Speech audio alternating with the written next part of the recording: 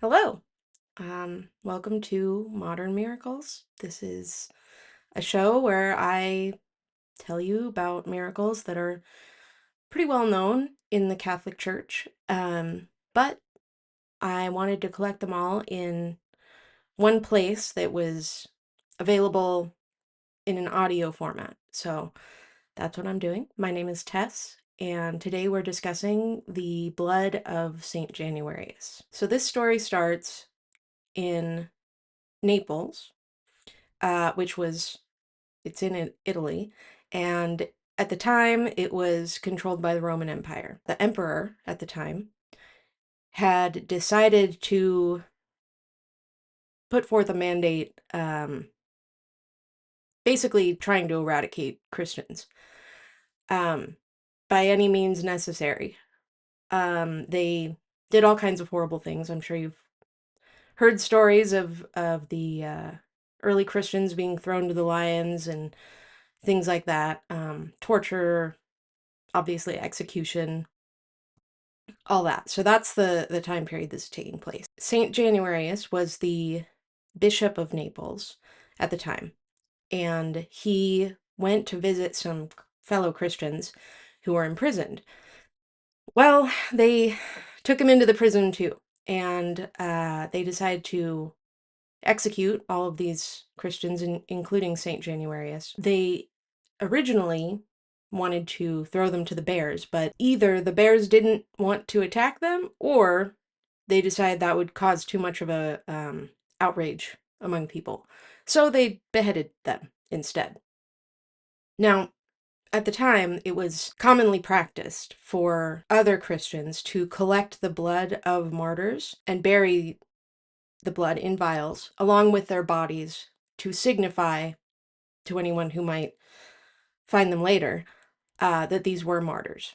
So that is the understood origin of the blood that we have today. So it's a little tricky to nail down, you know, after 1,000 years, where body parts went at what time. But at some point, the body, head, and blood of St. Januarius were all gathered together again and reunited in Naples. When that happened was actually the first Sunday in May, which is today. Uh, if you're watching this year, 2026. um, so anyway, in 1389, we have our first record of this miracle occurring. There was a procession taking place, which, if you see in a procession, it's like a small parade that takes place at special occasions. So they were doing that in Naples, and the priest who was holding the vials of St. Januarius's blood noticed that they started to liquefy and bubble, which prior to that, mind you, these are ancient vials of blood that were previously dried out and solid. And so they suddenly began to liquefy and bubble as if freshly spilled. That is the first account of the miracle occurring. Since then, it has continued to happen up until today. In fact, it happened this year, today. Now, it doesn't always happen at the same exact time, but there is a pattern that has emerged that it will happen on the first Sunday in May, today, which is the anniversary of the relics being reunited in Naples, on September 19th, which is St. Januarius's feast day, and it happens on December 16th, which is the anniversary of the Mount Vesuvius eruption in 1631. This eruption was catastrophic. It was said to be the most destructive eruption of the volcano that we have record of. And they believe that around 4,000 people died. Now you might be wondering, what does that have to do with St. Januarius? Well, this also brings us to the second part of this miracle. which is that on that year, 1631, the blood did not liquefy. Since then, the blood has not liquefied on these days that it is expected to, only in years when something catastrophic or horrible is about to happen. Can you guess what year it last did not liquefy? That's right, 2020, the COVID-19 pandemic. So that's pretty miraculous in my eyes that it, can predict the future. So let's take a deeper look at this and talk about some of the scientific studies. The first thing to know is that the blood is kept in 2 vials. Those vials are sealed inside of a reliquary. It has clear sides and is encased in silver. Now, the church does not want to open these for fear it might damage the relics, which makes sense. So, no hands-on analysis could be done of the blood, which is probably one of the reasons that the Vatican itself has neither confirmed nor denied this as an actual miracle, because there's only so much you can do through a reliquary. However, there have been some scientific investigations, the first of which was in 1902, and it was a spectroscopic analysis, which is a type of shining light through to analyze and microscopically analyze the contents. When this was performed, it was concluded that the substance inside the vials was consistent with hemoglobin. This study was repeated in 1989, and it came to the same conclusion. So it's consistent with how hemoglobin or blood would look in this same analysis.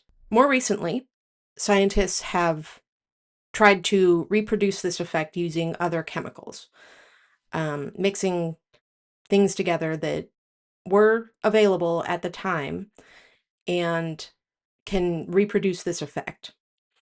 They've had some success with this, but what I haven't read about is if those substances also look like hemoglobin. So I haven't seen anything about that.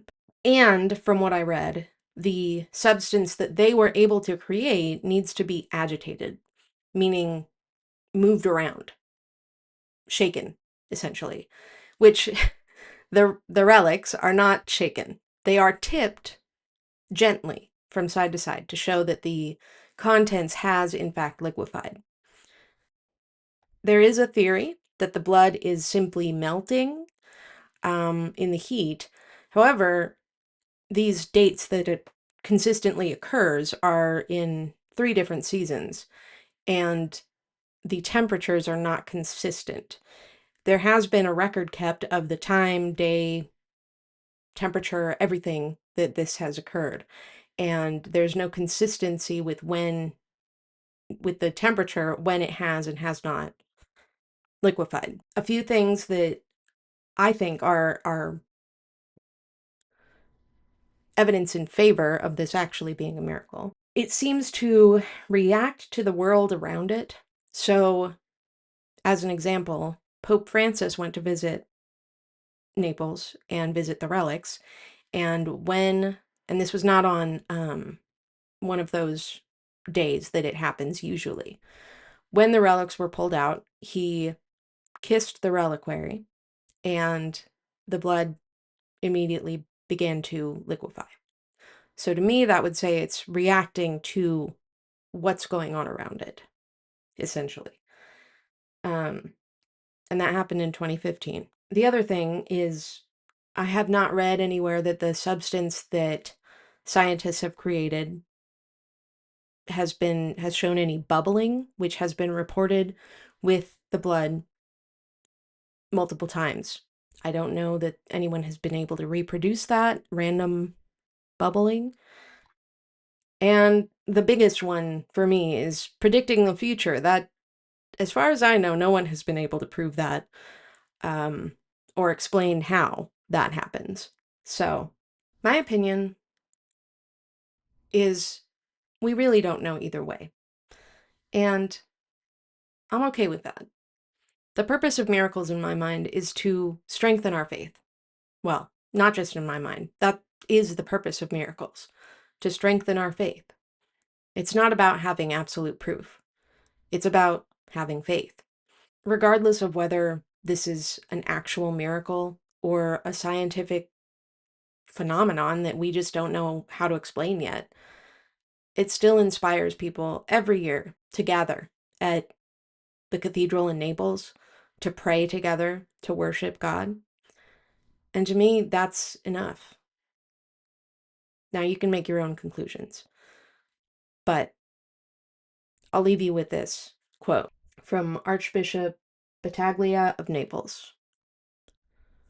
Today, the sign of Bishop Januarius's blood, shed for the sake of Christ and his brethren, tells us that goodness, beauty, and righteousness are and always will be victorious. Here's the meaning of this blood, which, united with the blood shed by Christ and that of all martyrs, of every place and time, is a living testimony that love always wins. It matters little, my brethren and sisters, whether the blood liquefies or not. Let us never reduce this celebration to an oracle to be consulted. Believe me, what really matters to the Lord, what our bishop and martyr Januarius strongly asks of us, is the daily commitment to stake on love. St. Januarius, pray for us. Thank you for listening or watching, whatever you're doing. Hopefully, I will be putting out at least one of these a week. Um, like I said, I just really wanted to have a collection in audio/video format um, of miracles.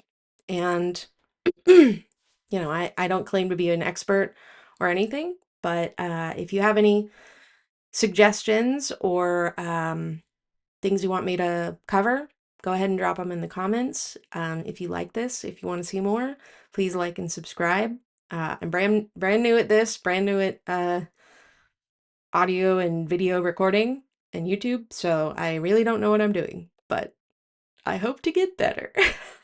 Thanks. And I'll see you next time.